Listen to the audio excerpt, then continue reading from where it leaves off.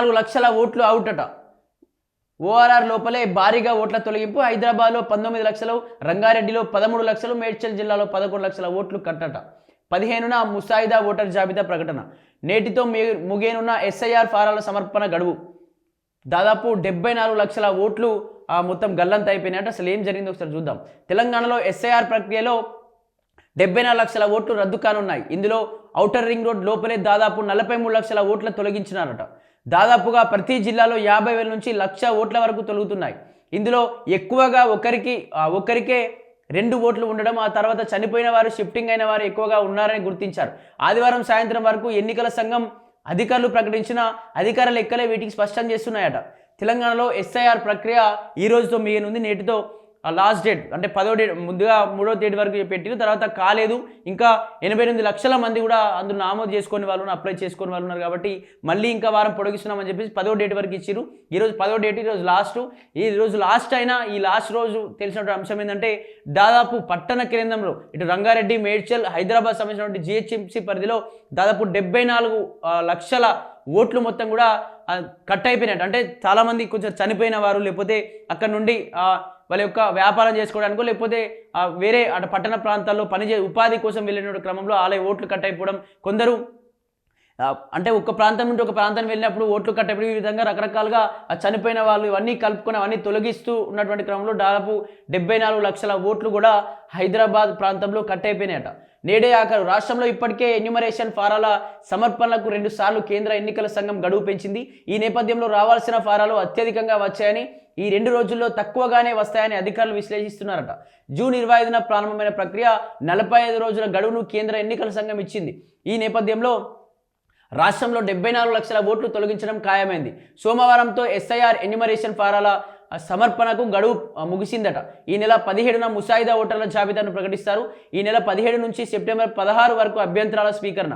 వచ్చే నెల 17 నుంచి అక్టోబర్ 15 వరకు నోటీసులు ఇవ్వడం, అభ్యంతరాలను పరిష్కరించడం చేస్తారు. అక్టోబర్ 19న తుది ఓటర్ల జాబితా ప్రకటిస్తారు.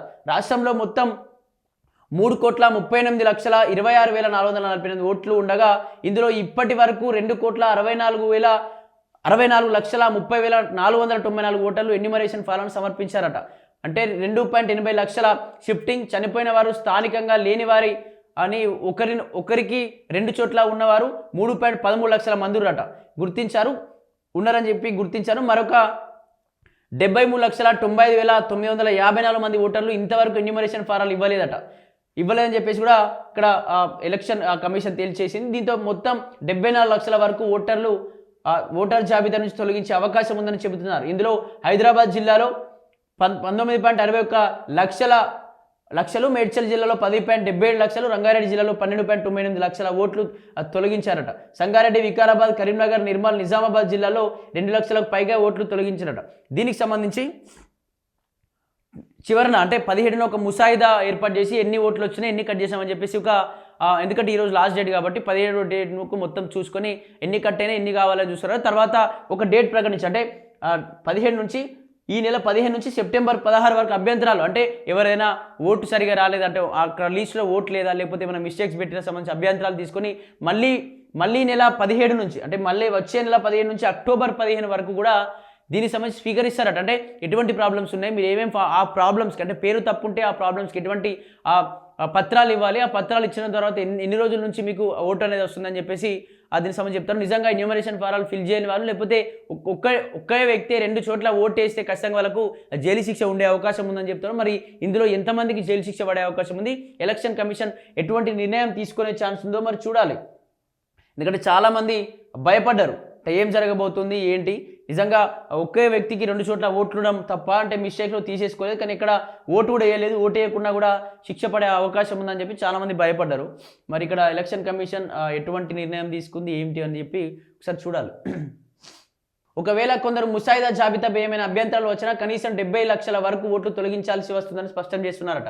హైదరాబాద్, రంగారెడ్డి, మేడ్చల్ జిల్లాలకు వివిధ ప్రాంతాలు, వివిధ రాష్ట్రాల నుంచి ఉపాధి, ఉద్యోగ, విద్యా, వ్యాపార అవకాశాలు ఇక్కడికి వచ్చిన వారు తమ సొంత ప్రాంతాల్లోనే ఓటు హక్కును కొనసాగించాలని మొగ్గు చూపారట. ఎన్నికల సంఘం లెక్కలు స్పష్టం చేస్తున్నాయి. ముసాయిదా తర్వాత రాష్ట్రంలో ఎస్ఐఆర్ ప్రక్రియపై అనేక అనుమానాలు వ్యక్తమయ్యాయి. బిఎల్ఓలు సరైన అవగాహన లేకపోవడంతో ఓట్లు తీవ్ర ఇబ్బందులు పడ్డారు. ఎన్నికల సంఘం సూచనలకు కనీస అవగాహన లేకపోవడం, కనీస విద్యార్హత లేని వారిని బిఎల్ఓలుగా నియమించడంతో ఎస్ఐఆర్ ప్రక్రియపై తీవ్ర స్థాయిలో విమర్శలు, ఆరోపణలు వచ్చాయి. ఈ నేపథ్యంలో రాష్ట్రంలో 74 లక్షలకు పైగా ఓటర్లను తొలగించే అవకాశాలు ఉండడంతో ముసాయిదా ఓటర్ జాబితా ప్రచురణ తర్వాత తీవ్ర విమర్శలు, ఆరోపణలు వ్యక్తమయ్యే అవకాశాలు ఉన్నాయని అంచనా వేస్తున్నారు. తెలంగాణ కంటే జనాభా పరంగా పెద్ద రాష్ట్రంగా ఉన్న ఆంధ్రప్రదేశ్లో 40 లక్షల ఓట్లు మాత్రమే తొలగించగా ఇక్కడ మాత్రం ఏకంగా 74 లక్షల ఓట్లు పోతే రాజకీయంగా తీవ్ర విమర్శలను ఎదుర్కొనే అవకాశాలు ఉన్నాయని చెబుతున్నారు. కొత్తగా పోలింగ్ స్టేషన్లట. ఈ నెల 10న తాజా ఓటర్ల జాబితాకు అనుగుణంగా కొత్త పోలింగ్ స్టేషన్ల జాబితాను ప్రచురిస్తున్నారు. ఒక్కో పోలింగ్ స్టేషన్లో గరిష్టంగా 1200 మంది ఓటర్లు ఉండే విధంగా పోలింగ్ స్టేషన్ రూపొందించాలని కేంద్ర ఎన్నికల సంఘం మార్గదర్శకాలు జారీ చేసింది. గతంలో ఒక్కో దాంట్లో 1500 వరకు ఓటర్లు ఉండేవారు. అయితే ఓటర్లు ఓటు వేయడానికి ఉదయం వేళల్లో ఎక్కువ సంఖ్యలో రావడంతో క్యూ లైన్ భారీగా ఉండడంతో ఓటర్లు కొంత అసహనానికి గురవుతున్నాయని, ఎక్కువ సమయం పడుతుందనే ఉద్దేశంతో తక్కువ సంఖ్యలో ఓటర్లు ఒక పోలింగ్ బూత్ను ఏర్పాటు చేస్తున్నారట.